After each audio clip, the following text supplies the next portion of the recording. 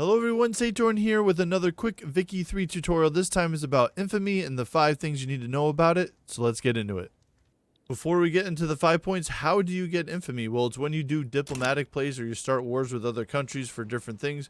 So we could go here, let's check out Great Britain. If we want to conquer this state alone, it's going to be 42 infamy. If we want to do other things, maybe let's go to our diplomacy. We can see here on our interactions. Hover over some of this, we can see if we want to take a treaty port, this would be different. It only costs 6 infamy. If we want to take this one, it would be 8. So you can see the values are different.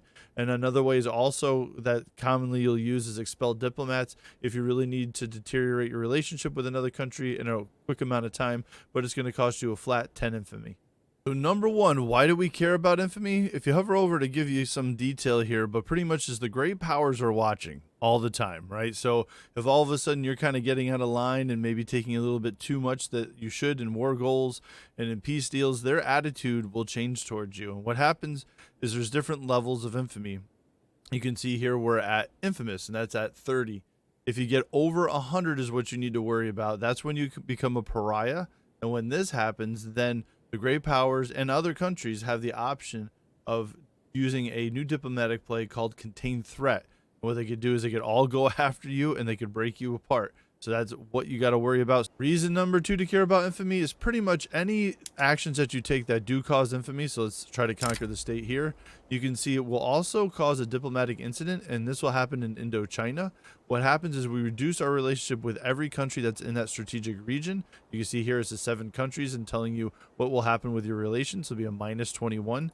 You can also see everybody in that strategic region using the strategic region lens. You see Indochina and you can see all the countries here. So minus us is actually the 7 countries that we're talking about. Number 3, a good way to keep infamy low is to choose targets that aren't going to give you a lot of infamy. So if you look here and we're going to go against, let's say, Great Britain, we could hover over. It's saying that we're going to get 42 infamy because they are a great power. There's a 20% increase. And since we're an unrecognized major power, we're getting a plus 50%. If we go to somebody smaller, like let's say someone who's unrecognized, similar to us, and that's really small in rank, they're only going to be 6, and it's a minus 50% you can see here because they're an unrecognized power. Another thing to keep in mind, if you're in a diplomatic play and you add more war goals, your infamy will also go up. So you can see here we're at 73.2. If I go here and add another war goal, let's say we want to add, I don't know, just another state, it'll give you an idea of how much it's going to cost. So let's say this state. What's going to happen, even if you don't conquer it, right? So we just said, hey, we want to conquer this, but we didn't get anything. It actually went up, and now we're at 113 infamy, right? So you got to keep that in mind. So even though if you don't get these war goals and the war ends, you're still going to get that infamy because you were trying to conquer it anyways. Number 4, your infamy does decay over time naturally. So if you hover over, we could see that there's a weekly decay as well as the base decay. Every year it'll go down 5. However, you can see we have a plus 25% from diplomatic mitigation. The way you do this is to make sure that your influence is high enough. So don't make a lot of relationships or use a lot of your influence. And what you can do is, as long as the bar is fully green, I can still do maybe a 1 or 2. Let's see. Yep, I'm still within the green. I'm getting the 25%. I think probably if I start using this, we're gonna still be okay. So you just want to make sure you're at the 100% that this bar is in the green, and once you go over this, you can see here the bar starts to go down.